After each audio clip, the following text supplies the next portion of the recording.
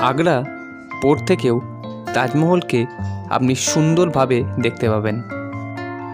নমস্কার বন্ধুরা, আমার চ্যানেলের আরও একটি ভিডিওতে আপনাদের সকলকে স্বাগত জানাই। আজকের ভিডিওতে 1565 সালে আকবর দ্বারা নির্মিত আগ্রা পোর্টের সমস্ত তথ্য এই ভিডিওর মাধ্যমে তুলে ধরব। আপনারা যদি মনে করেন আগ্রা পোর্ট ঘুরতে আসবো, তাহলে ভিডিওটি স্কিপ না করে শেষ পর্যন্ত দেখতে থাকুন। এই ভিডিওটি দেখলে আপনার আর গাইডের প্রয়োজন হবে না। 1565 সালে সম্রাট আকবর 4000 ওয়ার্কারের মাধ্যমে 8 বছর সময় নিয়ে এই আগ্রা পোর্টটি নির্মাণ করেন।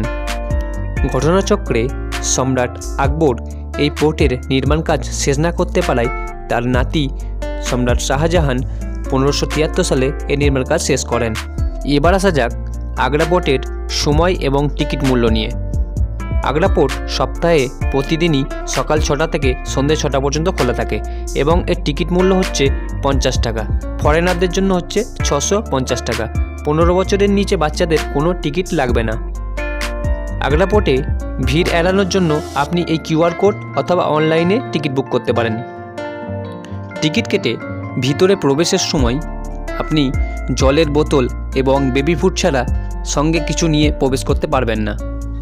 তাই আপনাদের সাথে যদি কোনো খাবার বা অন্যান্য জিনিস থাকে, সেগুলি হোটেল রুমে রেখে আসাই ভালো হবে। এন্ট্রি গেট দিয়ে প্রবেশের পরেই আপনারা দেখতে পাবেন সুবিশাল এক দরজা, আর এই দরজার উপর থেকেই রাজারা যখন যুদ্ধ শেষ করে ফিরতেন তখন তাদের উপর ফুল বর্ষণ করা হতো। আপনাদের সুবিধার্থে জানিয়ে রাখি, এই দুর্গটি টোটাল 2.5 কিলোমিটার অঞ্চল জুড়ে বিস্তৃত। তবে কোনো সিকিউরিটি কারণের জন্য আমাদেরকে কেলার মাত্র 25% দেখানো হয়, বাকি 75% ইন্ডিয়ান আর্মির তত্ত্বাবধানে বন্ধ রয়েছে। এই 25% দুর্গ ঘুরতেই আপনাদের 3 থেকে 4 ঘন্টা সময় লেগে যাবে। আপনারা যদি সঙ্গে জলের বোতল না নিয়ে আসেন, তবে প্রবেশের মা দেখেই আপনারা জলের কল দেখতে পাবেন, সেখান থেকে আপনারা পানীয় জল পান করে নিতে পারেন। এবার আগ্রা পোর্টের সমস্ত জায়গাগুলো একে একে পরিচয় করে নেওয়ার পালা। এটি হচ্ছে আঙ্গুরি বাগ, অর্থাৎ আঙ্গুরের বাগান।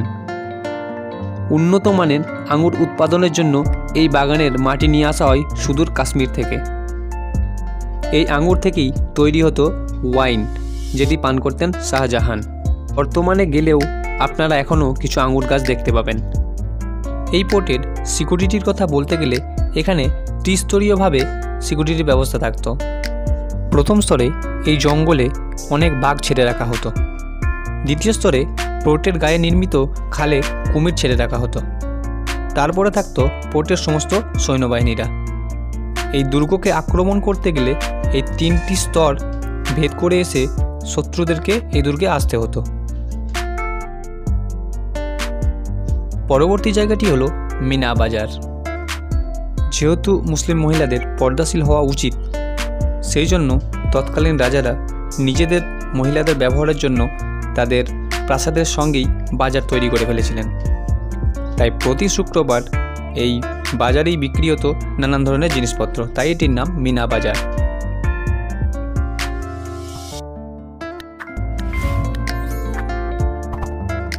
পরবর্তী জায়গাটি হলো দেওয়ানি খাস। সেরকম কিছু না, অর্থাৎ এটি হচ্ছে তৎকালীন সময়ের মিটিং হল। বর্ষাকাল অথবা গ্রীষ্মকালে এই ঘরের মধ্যেই মিটিং হতো। দেওয়ানি খাস অর্থাৎ এই মিটিং হলের সমস্ত যে সাদা পাথরগুলো দেখছেন, সেগুলো সমস্ত পাথরগুলি তাজমহলে যে পাথর বসানো রয়েছে সেই পাথর দিয়েই এই মিটিং হলটা তৈরি করা হয়েছে। গ্রীষ্ম এবং বর্ষার পরে যখন মিটিং হতো, তখন মিটিংটি হতো এই বাইরের অংশে। মার্বেলের তৈরি এই সাদা পাথরের উপরে বসতেন সম্রাট শাহজাহান, এবং বিপরীত দিকে অবস্থিত এই কালো পাথরের বেদিটাতে বসতেন সম্রাট জাহাঙ্গীর। মাঝে ফাঁকা জায়গাগুলিতে সৈন্যবাহিনীর বিভিন্ন লোকেরা বসতেন। আগ্রা পোর্ট থেকে তাজমহলের দূরত্ব 2 থেকে 2.5 কিলোমিটার হলেও পোর্টের উপর থেকে আপনি সুন্দরভাবে তাজমহলকে দেখতে পাবেন। ইসলাম ধর্ম অনুসারে যেহেতু বেশি টাকা ব্যয় করা ঠিক নয়, সেই সূত্রে শাহজাহান তাজমহল নির্মাণের জন্য প্রচুর টাকা ব্যয় করার ফলে তাকে তার পুত্র জেলবন্দি করে রেখেছিলেন। মিনা মসজিদ, শাহজাহানের পার্সোনাল মসজিদ। এখানে শাহজাহান নিজে পার্সোনালি প্রার্থনা করতেন, তবে সিকিউরিটি সুরক্ষার স্বার্থে এটি বন্ধ রয়েছে। এটি হলো জাহাঙ্গীরের বেডরুম এবং অপর দিকটি হলো জাহাঙ্গীরের ডাইনিং হল। উপরের সমস্ত ফাঁকা জায়গাগুলিতে সৈন্যবাহিনী মোতায়েন থাকত। তৎকালীন সময়ে এই প্রাসাদের কোনো দরওয়াজা ছিল না, কারণ প্রত্যেকটি দরওয়াজাতেই পর্দা লাগানোর ব্যবস্থা ছিল। আগ্রা পোর্ট ছাড়া তাজমহলের সমস্ত তথ্য আই বাটনে দেওয়া আছে, আপনারা ক্লিক করে দেখে নিতে পারেন। এই হলো সম্রাট জাহাঙ্গীরের প্রাসাদের মেন গেট। জাহাঙ্গীরের বাসভবনের পাশেই আগ্রা পোর্টের সমগ্র ভগ্নাংশগুলি পড়ে রয়েছে। জাহাঙ্গীরের বাসভবনের প্রাসাদের পাশেই আগ্রা পোর্টের সমগ্র ভগ্নাংশের চিত্র আপনারা দেখতে পাবেন। তবে ভগ্নাংশের কাছে আপনারা যেতে পারবেন না, কারণ সেখানকার সিকিউরিটি স্টাফেরা আপনাদেরকে সেই জায়গায় যেতে বাধা দেবে। এই পোর্টের দেওয়ালের উপরই সশস্ত্র সেনাবাহিনীরা নিজেদের পোর্ট রক্ষার জন্য মোতায়েন থাকতেন।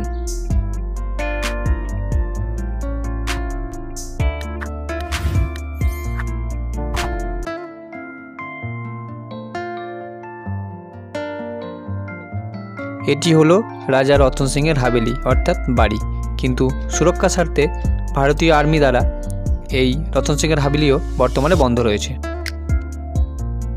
ভিডিও শুরুতেই আমি বলেছিলাম যে আগ্রা পোর্টের 75% ইন্ডিয়ান আর্মির তত্ত্বাবধানে রয়েছে, তাই অনেক অংশই আপনারা মিস করে যেতে পারেন।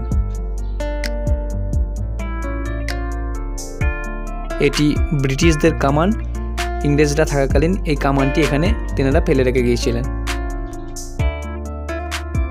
এটি হলো জাহাঙ্গীরের বাথটব, অর্থাৎ জাহাঙ্গীর যখন ছোট ছিলেন তখন এখানে তিনি স্নান করতেন।